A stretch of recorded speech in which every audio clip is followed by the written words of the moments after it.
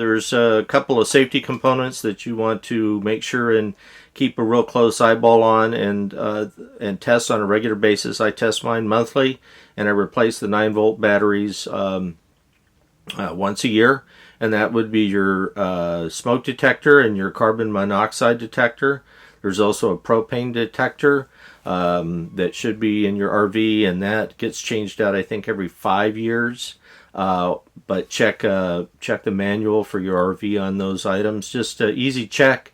Just do it once a month. It should be on your maintenance checklist, and it'll certainly keep things a lot safer for you.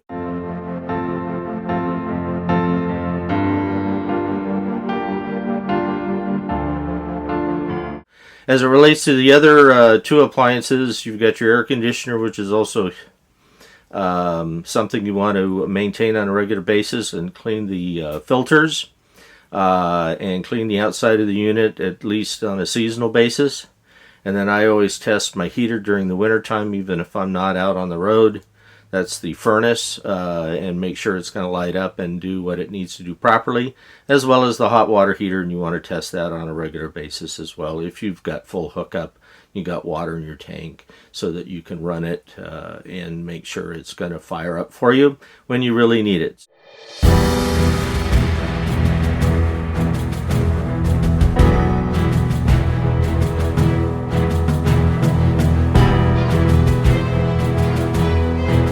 So that's everything on appliances that I got for you today.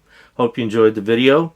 Make sure and practice your safety measures as it relates to the detectors, and always keep that fan on whenever you're using your stove and oven. We'll see you down the road.